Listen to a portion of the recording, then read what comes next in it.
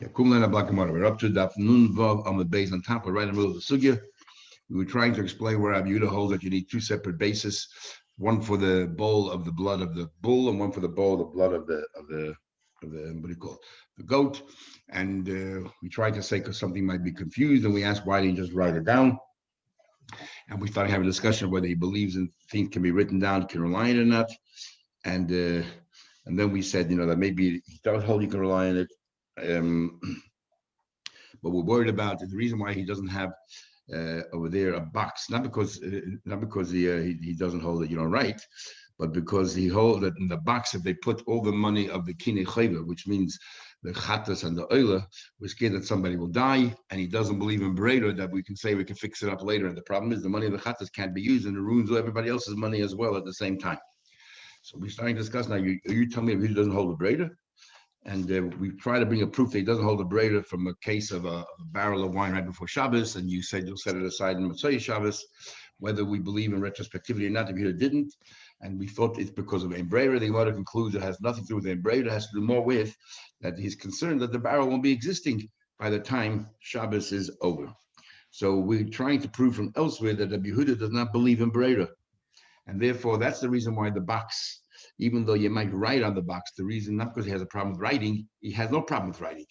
He definitely would write on the box. The problem is if somebody dies and he doesn't believe in Breda. So we are up to the page of Nun Vav on the base. We're trying to prove Rabbi Yehuda's opinion. Does he believe in Breda or not? Says the Gemara, Ella, about 5 lines from the top of the page. Nun Vav on the base.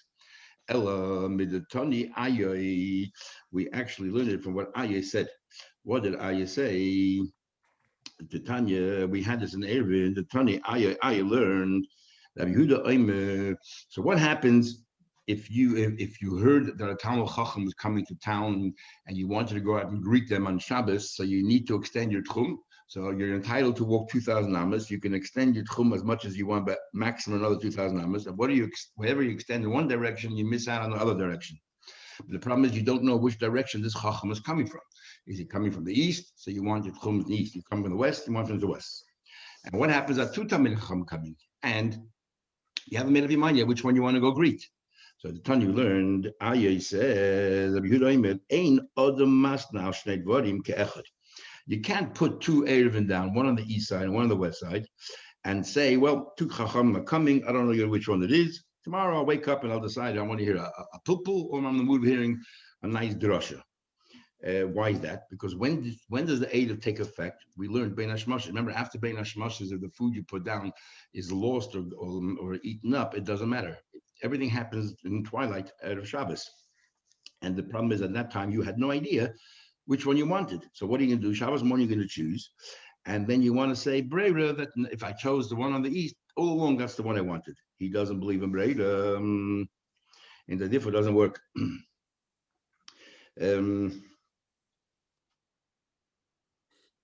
So it's clearly that Yehuda doesn't believe in Breda. Yehuda ain't no master. You cannot make a condition on 2 dvarim ke'echad on 2 different sides at the same time. Ella im ba'chacham lemizrach, elu v'lemizrach, lemaylev, elu v'lemaylev. Avalakan loy. If only one chacham is coming to town and you don't know which direction is coming from, so now you don't want both of them to be effective. You only want one of them to be effective. You just don't know which side the guy is coming from. You can make that condition, and you say, well, if I find out in the morning that he came from the east, I will go greet him in the east. If I find in the morning that this very same chacham came from the west, I'll go to the west. But if there are 2 chacham and I'm on the side, there's no bread. What's the reason why if the 2 chachamim coming in, he won't choose until Shabbos morning? We say it's ineffective. Must be the Ein Breda. So you want to ask back, if you're learning the hope shot here is because he doesn't believe in Breda.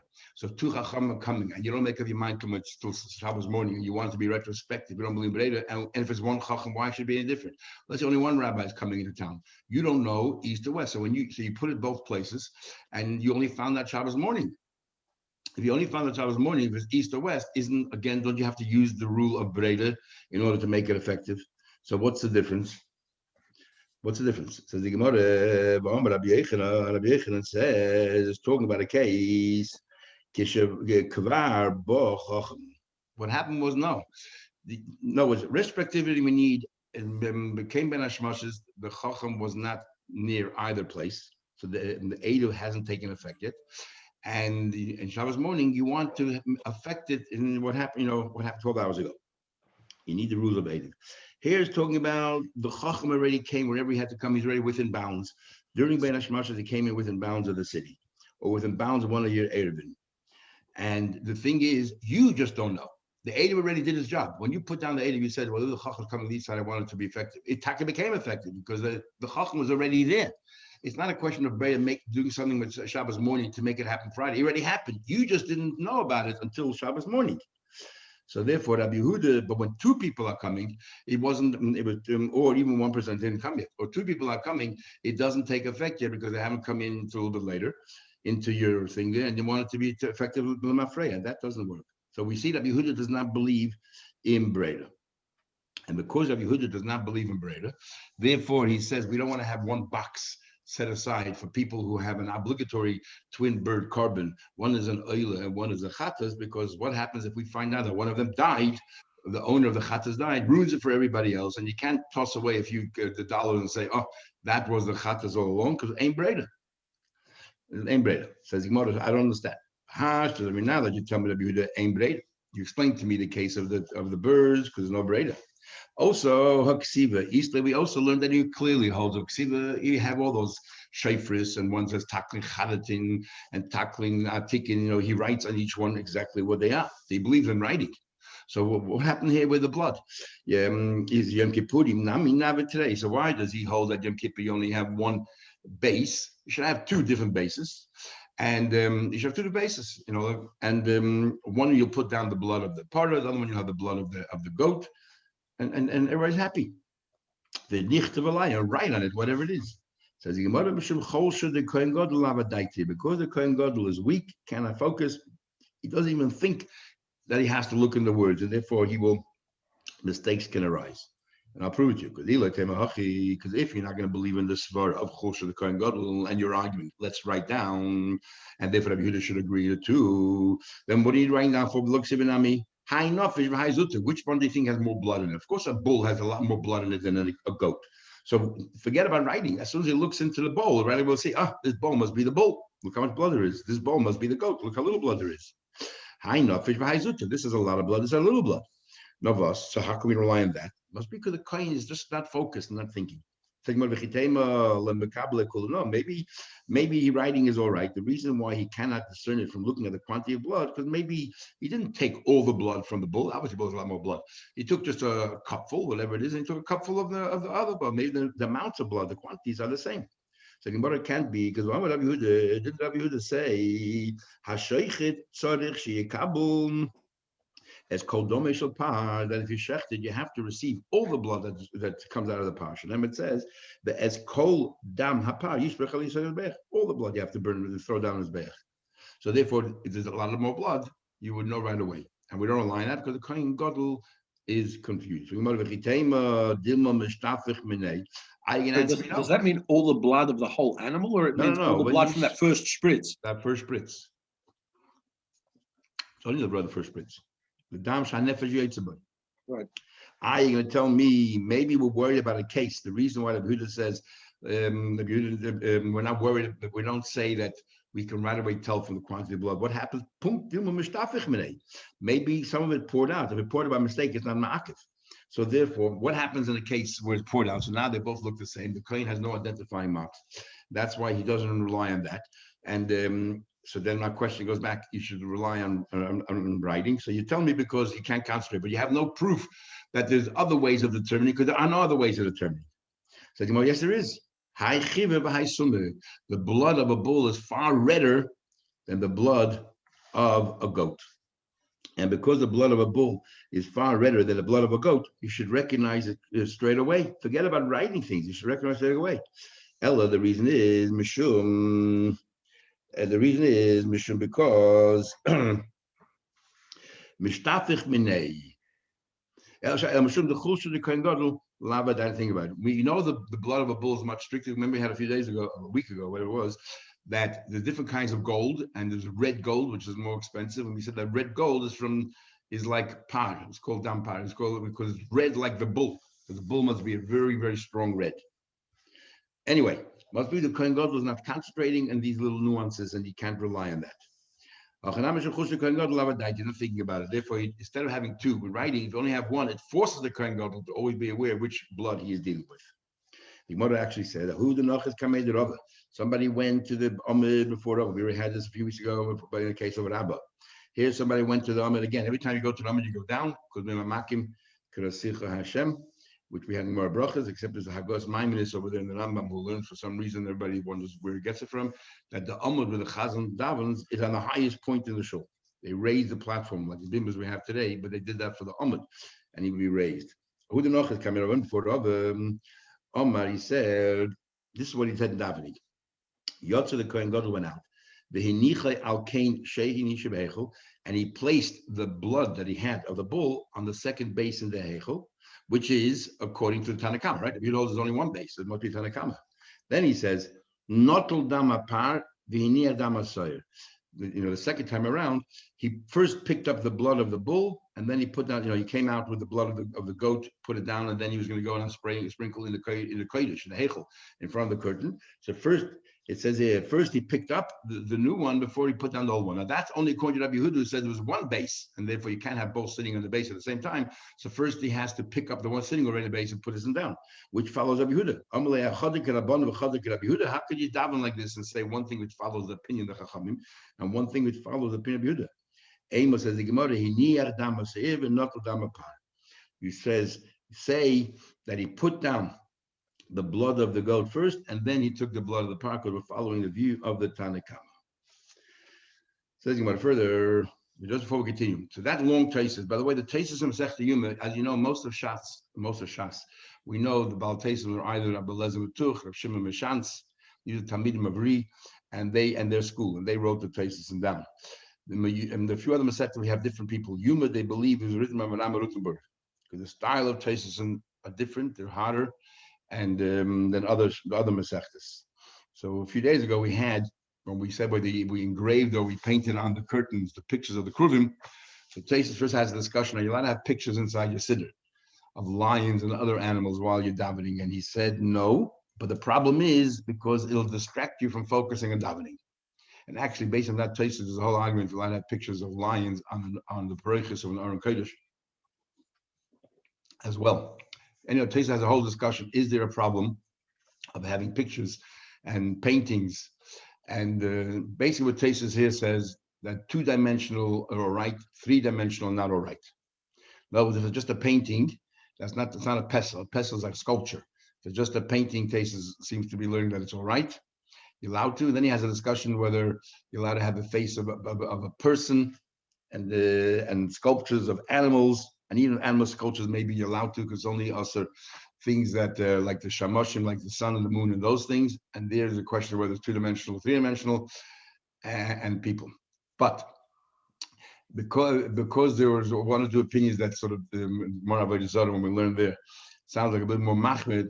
Therefore, there are people who don't even like taking pictures of people in two-dimensional form, or basically pictures. Others say that even according to those who Shem hold, you're not allowed to paint a person, but pictures is totally different. Especially digital photography, I'm talking about, it's totally different. It's not what a painting is. It's not anything like what the Torah was talking about, and therefore it's not forbidden at all. And yet, till today, there are many people, not many, there's a number of communities that believe you're not allowed to take any pictures. In fact, even by the Rebbe, till Tafshin Lamed Aleph, I remember if anybody brought a camera to Fabrengen, they would break it if they saw it, or throw it away, or make them put it away. They didn't allow any pictures.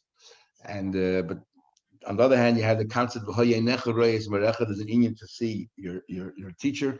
In fact, the famous Medrash that the Tiferes Yisrael brings down, and that in itself is controversial whether it's a real story or a myth. Where he brings down, he doesn't bring a source. He brings down. It's also brought down in one of the Rishonim, maybe there's Amor, I can't remember.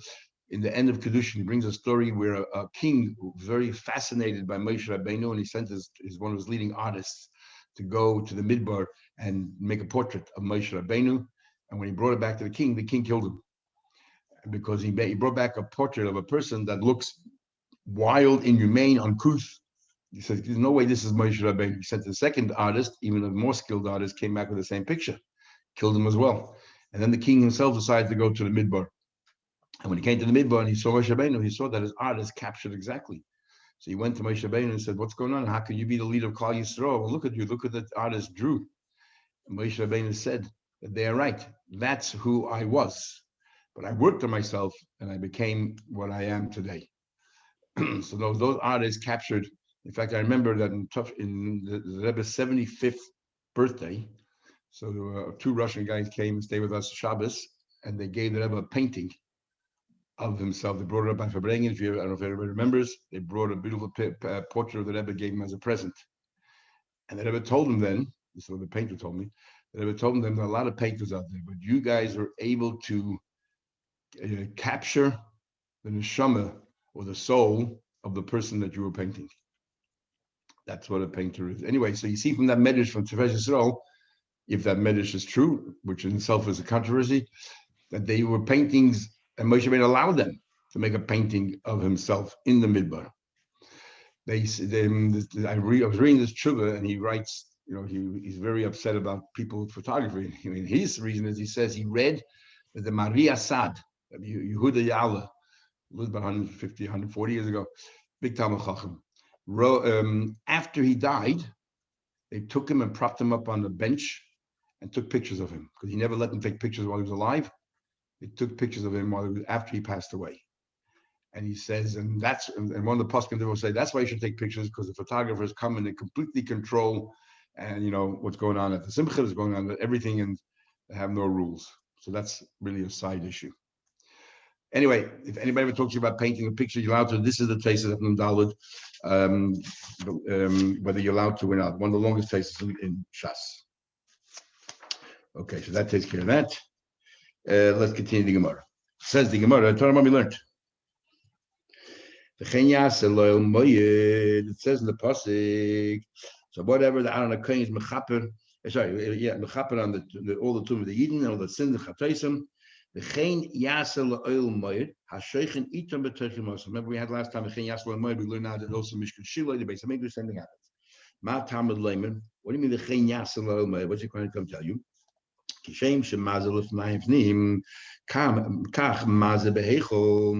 So he's saying like this. What do you mean Ken Yasa? This is what you should do. That means that whatever activity you did, remember we do sprinkling in when you walk back after he finishes the Kodesh Kodashim. The next stage is he walks into the Kodesh, into the Heichel, stands before the curtain and does the same procedure. That's how we learn out. You do the same procedure in the Heichel against the Parashas. The same procedure you do there. You do exactly the same thing in the Heichel. Just like when you're inside the Kodesh Kodashim, one of your hand is facing, the back of your hand facing on the ground, and you sprinkle upwards, and then the seven your hand goes back to normal and you sprinkle downwards. Is kach mazav heichel. You do exactly the same procedure in the heichel. The number is one upwards and seven down. Medama save the goat kach mazav heichel. The same thing you do. So you do with the pie, you do exactly the same thing. Okay. So what's the next part of the pasuk? Hashoichin itam b'terchtem mason. The Eibush rests with them even though they're tamei. What does that mean? Says the Gemara, afilu b'shosha ain't tameim. Even when the Eden are tamei, nevertheless shchini imam. The shchini would say.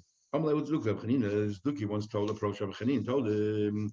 Hashta body tamei matain l'chayda. Now you definitely all tamei because you're in Golus. T'chsiv. It says the pasuk tumasa b'shulam. It says that your tumah is on the bottom of there, the base of the keli. So therefore you guys are now all tummy. So no, but the Eibush left you. Why would the Eibush have any shaykhs to you or tummy? Because it says in the pasuk that Eden compared to a nida, by a nida the husband stays away. So too the Eibush stays away from all of you.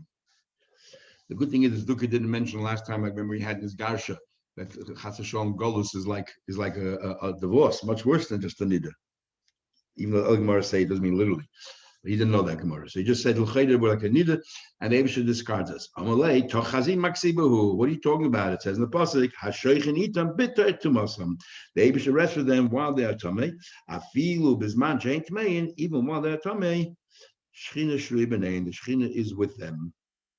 This pasuk tumasa b'shaleh, by the way, we'll be reading in Tisha B'av in the Eichasun. It says, ein menachem lo. No one to be menachem, and yet Chanina was able to find the pasuk to be menachem us. Because that's all the time. Now the Gemara asks a very simple question. So you're telling me, okay, by Seir, the Torah says you sprinkle one upwards, one facing L'mayla. Doesn't say how many down. And by Par, it says Sheva Lamata and one up. So we make a hekesh. We compare. Remember, we compared the dam to par, the dam par to dam seir, that was the bar par. So therefore, we know that you do 7 on the bottom by the seir. We know you do 1 on top by the par. It's all learned from a hekesh.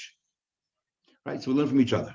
Now we have a rule: Dover halamed mehekesh ein chayzer melamed.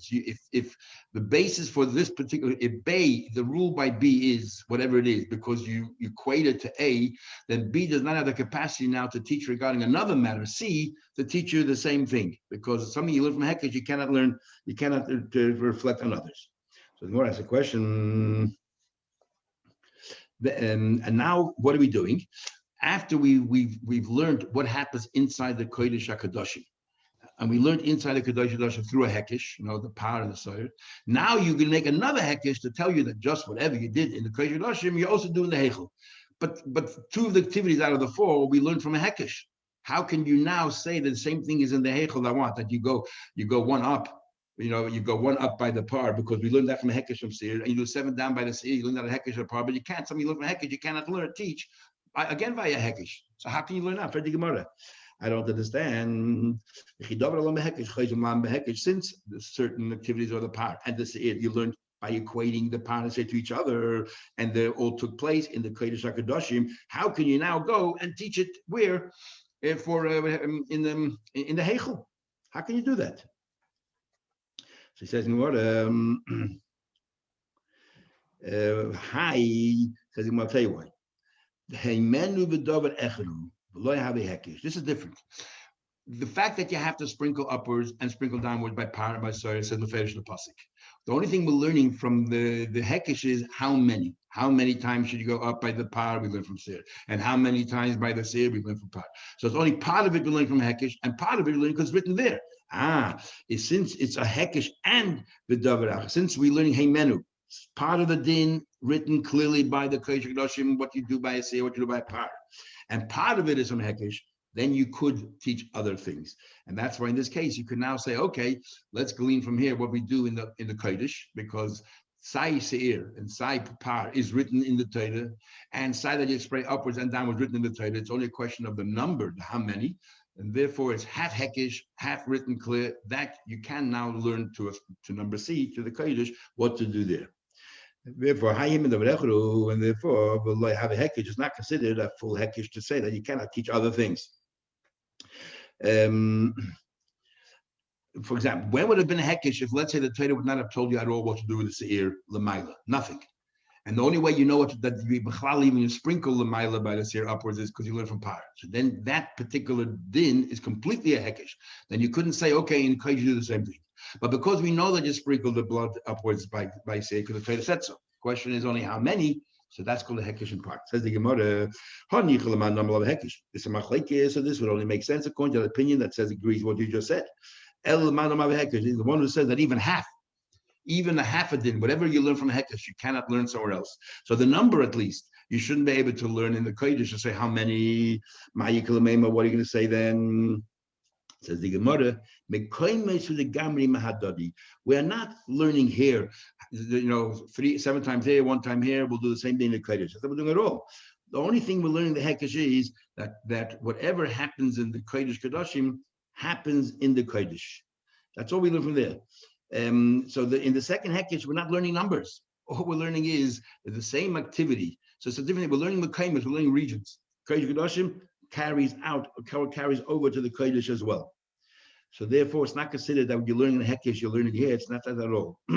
It's the places that are equated to each other. And that's what it says, the Chen Yasa Loyal Moyed, just like you did in the Kodesh. And the first Hekesh, we weren't learning about the Kodesh Kodashim. The first Hekesh was how many by the par and how many by the seir. We're learning about what to do in the Kodesh Kodashim, but not the room. The room itself, Kodesh Kodashim, is clearly in the pasuk. And now what we're doing is, so the room is not from part of the Hekesh. And now we're learning is that the Kodesh has the same state as the Kodesh Kodashim. So there's no, that which you learn from Hekesh is coming to reflect on another Hekesh. No, it isn't. The Kodesh Kodashim is clear in the Torah, you have to spray. The quantity of everything else, that's a separate issue.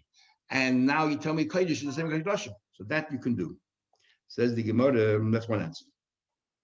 Or Ibai say, so it's not a problem. Ibai say one answer. Chutz mibifnim b'chodazin negomer. Even if you want to say that yes, it is considered, because we're learning all the dinim, how many and everything else, it's considered a hekesh for the Kodesh or Kedoshim, and therefore now you want to learn it to the Kodesh. It's like learning from a hekesh to a hekesh. Nevertheless, here you could do. Why? Because it's considered